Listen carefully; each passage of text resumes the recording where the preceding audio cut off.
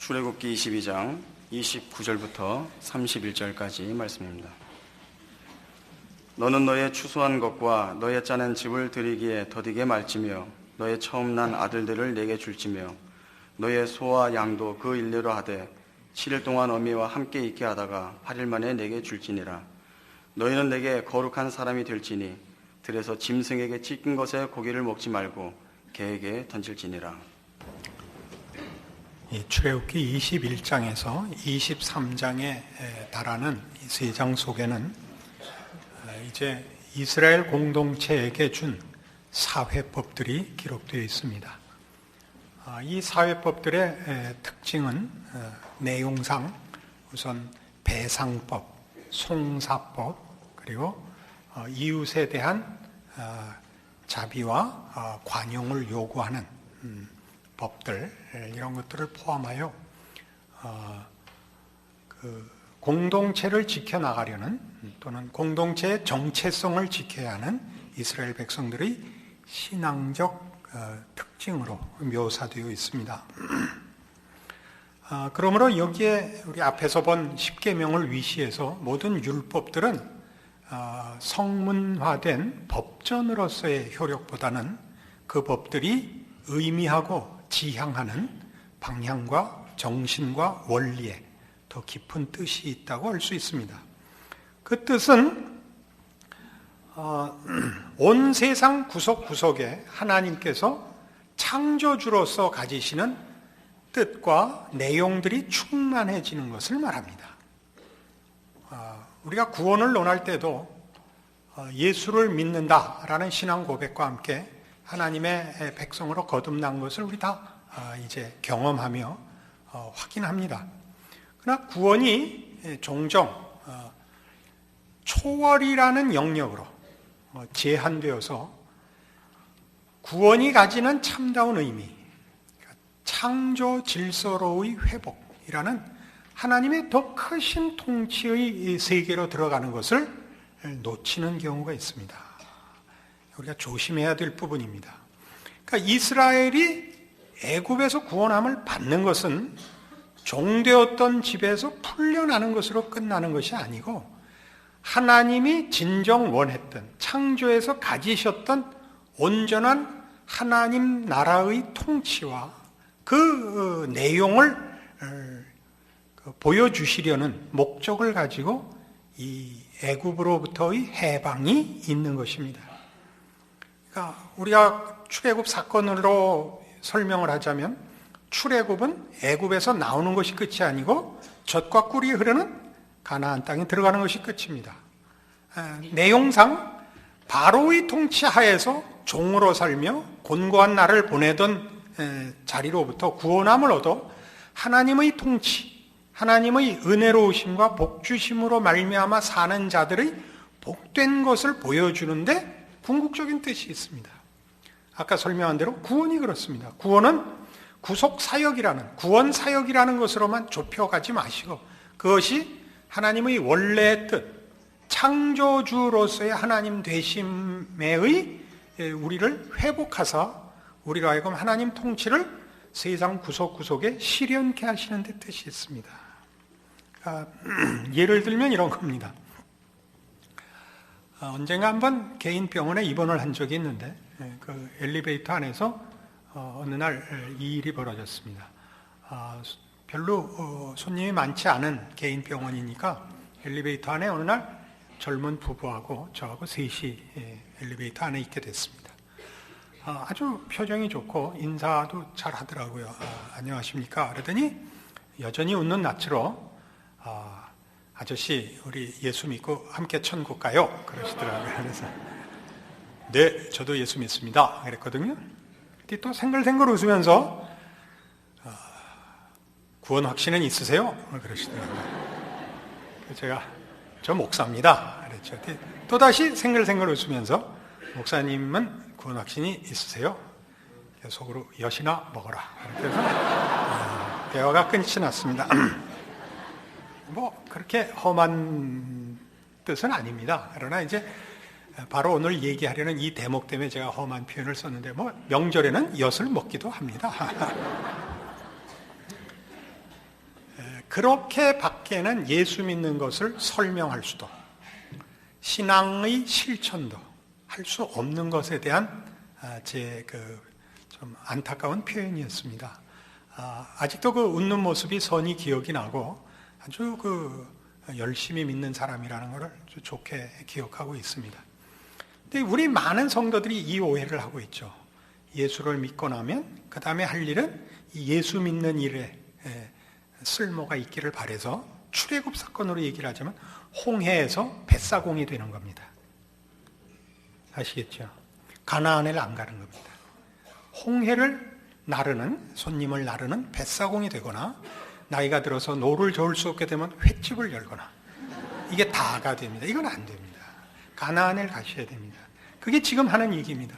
하나님의 구원자 되신, 우리를 사랑하사 그 아들을 보내어 우리를 죄와 사망에서 꺼내신 우리 하나님 아버지는 천지를 지으신 창조주시며 역사를 주관하시고 종말을 약속하신 우리 하나님이십니다. 종말을 약속했다는 것은 그가 가지시는 은혜와 구원과 복주심을 완성할 날을 약속하신 분입니다. 그는 일하고 계십니다. 그러니까 우리가 구원을 받으면 비로소 이 세상이 뭔지를 알게 되고 우리 사명이 무엇인지를 알게 됩니다. 우리는 창조 회복을, 창조 질서를 회복하는 자로 비로소 서는 것입니다. 이 일들을 놓치기 때문에 우리는 창조 안에서 우리가 해야 할 일을 놓치고 구원이라는 좁은 영역에서만 우리의 발언이 있고 우리의 실천이 있게 되어서 하나님이 우리에게 요구하시는 영역을 외면한 채 형태상, 명분상, 기독교 신앙적이라고 생각하는 몇몇 일에 우리를 한정시키는 우를 범하게 됩니다. 이러지 않아야 됩니다. 좀 더 찾아가 보셔서 오늘 이 내용들을 통해서 이 문제를 확실하게 하십시다. 같은 출애굽기 22장 21절을 보시면 너는 이방 나그네를 압제하지 말며 그들을 학대하지 말라. 너희도 애굽 땅에서 나그네이었음이니라 라고 얘기를 합니다.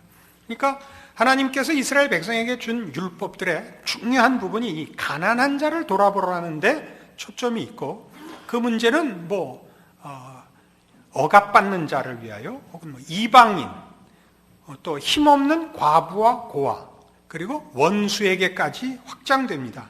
예를 들면 23장 4절 네가 만일 네 원수의 길 잃은 소나 나귀를 만나거든 반드시 그 사람에게로 돌릴지며 네가 만일 너를 미워하는 자의 나귀가 짐을 싣고 엎드러짐을 보거든 삼가 버려두지 말고 그를 도와 그 짐을 부리울지니라 까지 나가 있습니다. 그러니까 원수를 사랑하라, 너희를 핍박하는 자를 위해 기도하라가 여기 그러니까 하나의 율법으로 명문화되어 있는 셈입니다. 이런 일들은 다 무엇을 기준하고 있느냐 하면 아까 본 21절 같이 너희도 애굽 땅에서 나그네였다라는 것이 이렇게 해야 되는 이유로 제시되어 있습니다. 그것은 무슨 얘기냐 하면 하나님이 이스라엘 백성을 종되었던 애굽 땅에서 꺼내준 이유는 하나님의 은혜로우심과 자비하심이 오직 이유였지 이스라엘의 남다름은 없었습니다. 이스라엘이 자기 실력으로 자기 힘으로 애굽을 정복하여 나온 것이 아니고 하나님이 저들을 풀어준 것입니다. 그러니까 이스라엘 백성이 이런 율법을 행해야 되는 이유는 이 법을 내린 이가 누구냐에 관한 문제고 그걸 지켜야 되는 이유는 이들이 먼저 이 은혜를 받았기 때문입니다. 그렇죠?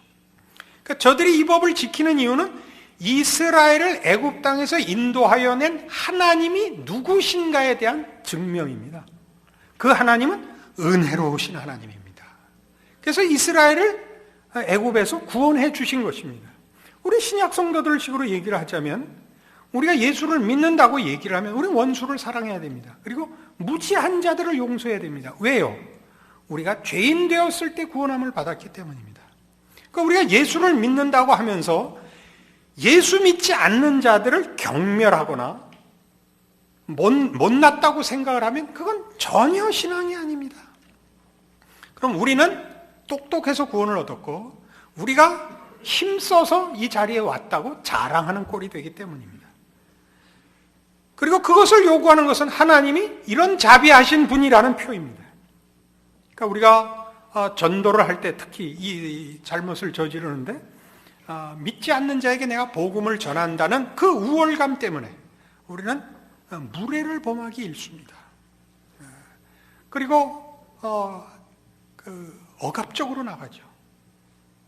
밀고 그 반응을 제대로 보이지 않으면 속으로 스스로 심판을 확정해 버립니다. 넌 지옥 가서 꼭 맞다. 이건 안 됩니다. 이거는 우리의 정체성을 부인하는 것이며 하나님의 하나님 되심을 가리우는 것입니다. 그러니까 이스라엘 백성에게 요구되는 이 모든 법들은 바로 그런 의미입니다.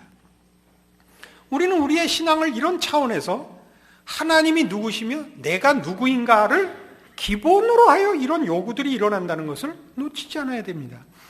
이것은 출애굽기 19장에서 이 율법을 주기 전에 하나님께서 서론격으로 이 법을 주는 이유를 이스라엘 백성의 정체성을 저들에게 확인시키는 차원에서 몇 번이고 반복되는 말씀입니다. 19장 5절 세계가 다 내게 속하였나니 너희가 내 말을 잘 듣고 내 언약을 지키면 너희는 열국 중에서 내 소유가 되겠고 너희가 내게 대하여 제사장 나라가 되며 거룩한 백성이 되리라. 너는 이 말을 이스라엘 자손에게 고할지니라. 자, 너희는 내게 제사장 나라고 거룩한 백성이다. 왜요? 세계가 다 내게 속하였기 때문에. 무슨 말이죠? 연결해서 온 세계가 내 통치의 영역이고 내가 지은 세계이므로 내가 이 세계를 회복하려고 너희를 먼저 불러 구별하였느니라. 그러니까 너희는 내가 너희에게 한 일이 전 세계를 향한, 전 역사를 향한 내 계획과 뜻의 시작인 줄로 이해하고 내 법을 지키며 내 통치와 이 통치권을 주장하시는 이의 정체성을 증거하는 일을 너희들의 사명으로 알아라. 이것이 이제 율법을 주는 서론입니다. 이 싸움은 그런 의미에서 하나님의 백성된 것과 바로의 백성된 것과의 대비입니다. 바로 밑에 있을 때 어땠느냐와 하나님 밑에 있을 때 어떻게 다르냐거든요. 그러니까 지금 식으로 얘기하면 죄가 왕노릇하는 세상과 하나님이 왕노릇하는 세상과 어떻게 다르냐이죠. 이 다름을 성경은 어떻게 표현하게 되어 있느냐 하면 우리가 더 큰 힘을 가졌다라는 것으로 경쟁을 하도록 되어 있지 않고 죄가 사람을 죽이는 세상과 하나님의 형상대로 그의 백성들을 만들어가는 사람과의 대비로 보여주고 있습니다. 마태복음 20장에 가보시죠.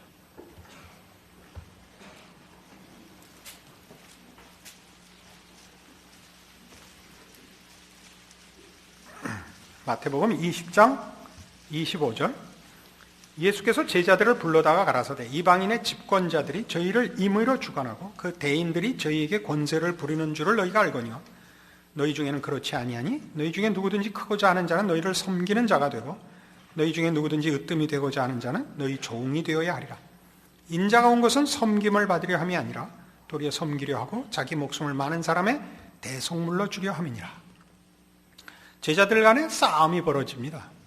이 마태복음에는 세베대의 아들의 어미가 그 두 아들을 데리고 와서 하나는 주의 우편에 하나는 주의 좌편에 앉게 해주십시오 했다가 이제 싸움이 벌어지는 것이고 누가복음 같은 데는 제자들 사이에 누가 크냐라는 싸움이 마지막 만찬석상에까지 이어집니다.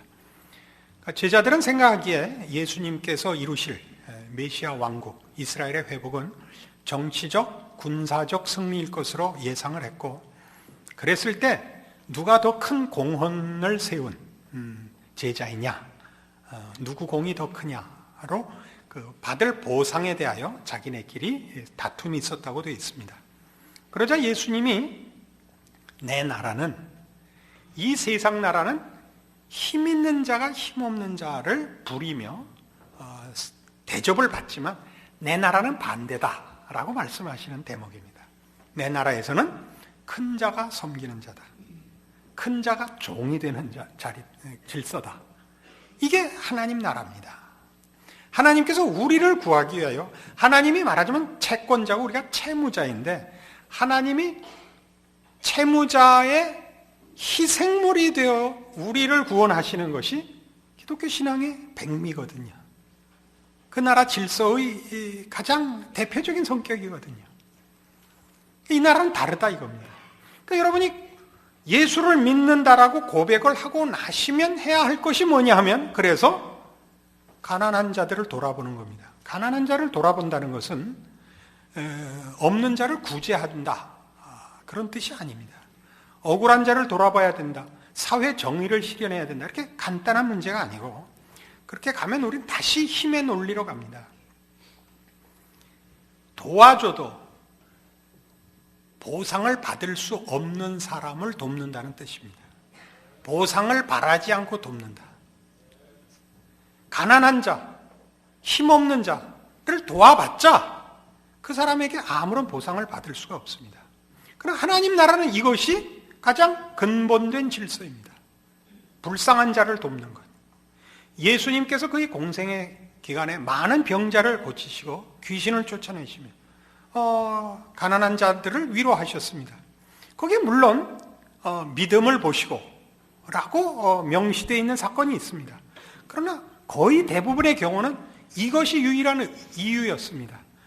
저들을 불쌍히 여기사 민망히 여기시고 고쳐주셨다. 이것이 복음서의 예수님의 행적입니다. 그러니까 우리에게도 그걸 하려는 겁니다. 말하자면 섬기라는 것입니다. 지배하려고 하지 마십시오. 이 나라를 기독교 국가로 만들려고 하지 마십시오. 기독교가 힘을 가지자 그러지 마시고 십자가를 지셔야 합니다. 그러니까 우리 모두가 신앙생활을 잘 하지 못하는 이유가 뭐냐면 우린 힘을 원하고 있기 때문입니다. 섬기려 하지 않고 섬김을 받으려고 하기 때문입니다. 힘으로 우리의 믿음을 확인하려고 합니다. 어느 교회나 있는 불평의 제일 첫 번째는 이겁니다.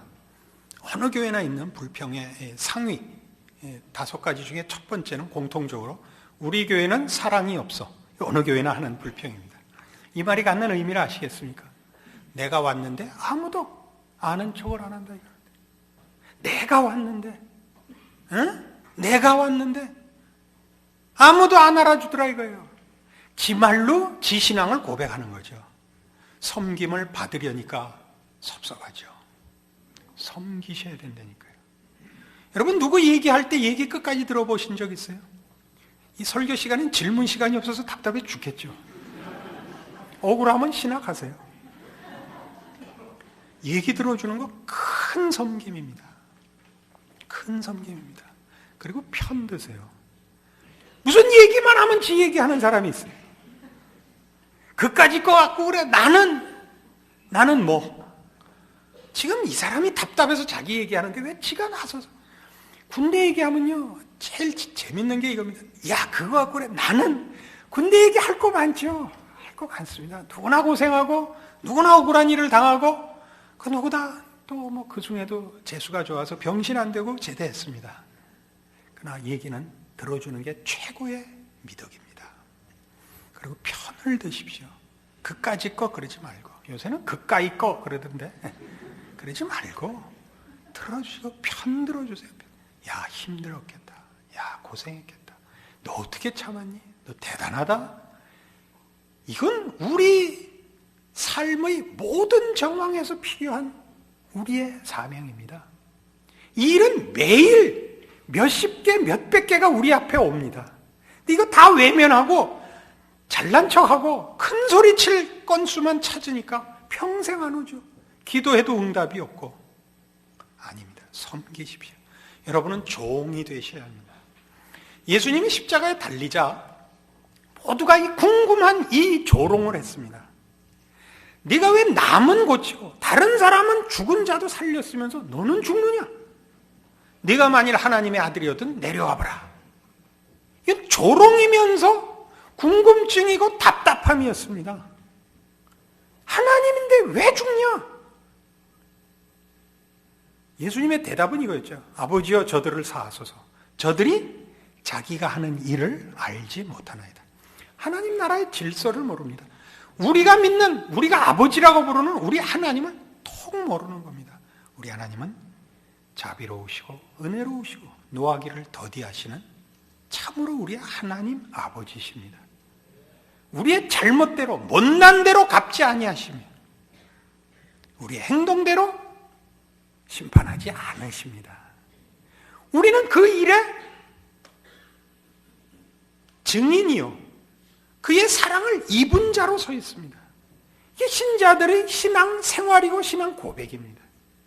우린 그 길을 가야 합니다. 이 하나님을 아버지라 불러 그의 은혜를 입은 자로서 은혜를 나누고 사랑을 나누고 용서를 나누도록 부름받고 있습니다. 이것이 여러분들이 하셔야 할 일이고 어느 누구에게나 매일 모든 삶의 정황에서 부닥치는 신앙적인 싸움거리들입니다. 이 일을 해보십시오. 섬겨보십시오. 기쁨이 충만할 것입니다. 성경이 그렇게 약속했습니다. 그래서 이 마태복음 5장에 가시면 성도들의 신앙생활에 관한 대표적인 이 표현이 가지는 의미를 이렇게 성경이 말하고 있습니다. 마태복음 5장 13절 너희는 세상의 소금이니 소금이 만일 그 맛을 잃으면 무엇으로 짜게 하리요? 후에는 아무 쓸데없어 다만 밖에 버리고 사람에게 밟힐 뿐이니라. 너희는 세상의 빛이라. 산 위에 있는 동네가 숨기우지 못할 것이요 사람이 등불을 켜서 말 아래 두지 아니하고 등경 위에 두나니 이러므로 집안 모든 사람에게 비치느니라. 이같이 너희 빛을 사람 앞에 비치게 하여 저희로 너희 착한 행실을 보고 하늘에 계신 너희 아버지께 영광을 돌리게 하라. 빛과 소금이라는 것은 예수를 믿는 신자들에게 주어진 첫 번째 사명이요 대표적 성격입니다. 그렇죠? 우린 빛이고 소금입니다. 소금은 그 정체성을 잃으면 끝입니다. 그렇지 않습니까? 소금이 정체성을 잃으면 어떻게 합니까? 그리고 빛을 비추라고 비치지 감출 거면 뭐 때문에 비치겠습니까? 그렇지 않습니까? 그 얘기죠. 그러니까 이스라엘 백성이 가난한 자를 돌아보지 않으며 섬기는 삶을 살지 않으면 그들은 자신의 정체성을 놓치는 것이 된다는 뜻입니다. 왜요? 그들이 지금 이 율법을 받은 이유가 하나님이 저들을 종되었던 애굽에서 꺼냈기 때문에 할 수 있는 일이거든요. 그러니까 자신들을 종되었던 애굽에서 꺼내어 하나님의 백성으로 삼았기 때문에 그는 우리를 의와 진리의 거룩함으로 지으셨기 때문에 우리는 비로소 이 공의와 이 관용을 베풀 수 있는 자리에 와 있는 거거든요. 그러니까 하나님의 율법을 받는다는 것은 이미 그 율법을 받기 전에 하나님이 우리의 아버지 되셨기 때문에 이것을 우리의 정체성과 하나님의 목적하심을 따라 연결된 밀접하게 연합된 우리의 정체요 우리의 행위요 우리의 실천일 수밖에 없는 것이거든요. 그러니까 이 율법을 어기면 우리는 하나님이 누구신가도 부인하는 것이 되고 하나님이 우리를 종되었던 땅에서 구원했다는 우리의 역사성도 부인하는 것이 됩니다. 그런 일은 있을 수가 없습니다. 역사적인 현실인데. 그러니까 동일하게 지금 주어지죠. 너희는 소금이다. 너희는 빛이다. 어떻게 그걸 감출 수 있으면 그 정체성을 부인할 수 있느냐. 소금이기를 그만두면 그건 아무것도 아닌 게 된다. 그래서 이 말씀은 뒤에 이런 말씀으로 연결됩니다. 17절. 내가 율법이나 선지자나 폐하러 온 줄로 생각지 말라. 폐하러 온 것이 아니요 완전케 하려 함이로라. 진실로 너희에게 이르노니 천지가 없어지기 전에는 율법의 1.1획이라도 반드시 없어지지 아니하고 다 이루리라. 그러므로 누구든지 이 계명 중에 지극히 작은 것 하나라도 버리고 또 그같이 사람을 가르치는 자는 천국에서 지극히 작다 일컬음을 받을 것이요 누구든지 이를 행하며 가르치는 자는 천국에서 크다 일컬음을 받으리라. 내가 너희에게 이르노니 너희 의가 서기관과 바리새인보다 더 낫지 못하면 결단코 천국에 들어가지 못하리라. 율법엔 작은 것과 큰 것이 없다는 뜻입니다. 율법의 정신은 하나입니다. 하나님이 누구신가를 아는 것이요 하나님의 은혜를 입은 내가 누군가를 아는 것이며 하나님의 통치 아래에 있는 우리가 하나님의 통치에 어떻게 순종하여 하나님의 창조 질서를 회복하는 일에 우리가 하나님의 그 창조의 주인공으로서 자기 역할을 하여 하나님과 나를 증명하는가의 싸움입니다. 이걸 안 하고 어떻게 한다고요? 서기관과 바리새인의 의는 그것이 윤리고 도덕이죠.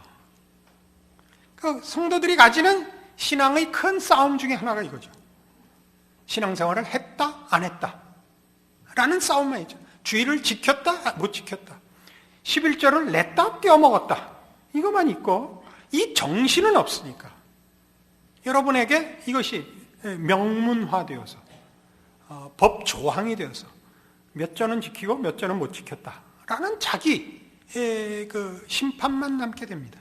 타인에 대해서도 동일한 심판 그 시각을 가지게 됩니다. 신앙생활을 했다 안 했다 이런 싸움이 아닙니다. 훨씬 근본적으로 여러분의 정체성을 확인하셔야 됩니다.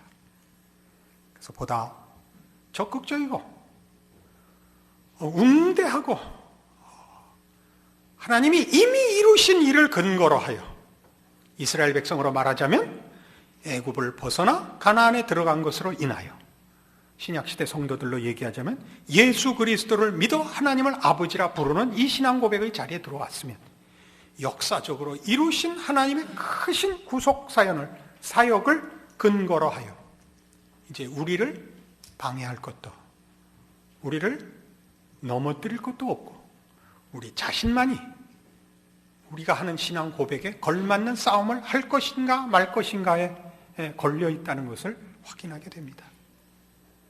하나님이 우리 기도에 새삼스럽게 응답하실 것이 없습니다. 그것은 우리가 이 일을 종교적 형태로 좁혔을 때, 명분으로 좁혔을 때만 우리는 이 나라 대통령이 뭐 예수 믿게 해달라는 둥, 1907년 부흥을 다시 해달라는 둥 하는 쓸데없는 기도를 하게 됩니다. 아주 쓸데없지는 않습니다. 개개인적으로는 개개인이 하나님 앞에서 자기가 하는 신앙 고백의 위대함을 회복하는 것이 훨씬 중요하고 시급합니다. 그래서 여러분 각자가 신자로서 사는 싸움을 하셔야 됩니다. 그것은 잘난 싸움이요, 예수 믿는 자의 특권의 싸움입니다. 그것을 여러분이 포기해서 여러분이 포기해서 손해보는 날들이 있지, 여러분들이 율법적으로 신앙 기준을 삼아서 망한 날, 승리한 날 이런 개념으로 갈 싸움은 아닙니다. 우리를 망하게 할 것은 없습니다. 그래서 우리가 게으르고 무익한 날이 있습니다. 그런 자리로부터 떨쳐 일어나 우리에게 주어진 삶의 모든 정황이, 일상이 창조 질서를 회복하는 주어진 복된 날이라는 것을 기억하는 것으로 매일 아침 눈을 뜨십시오.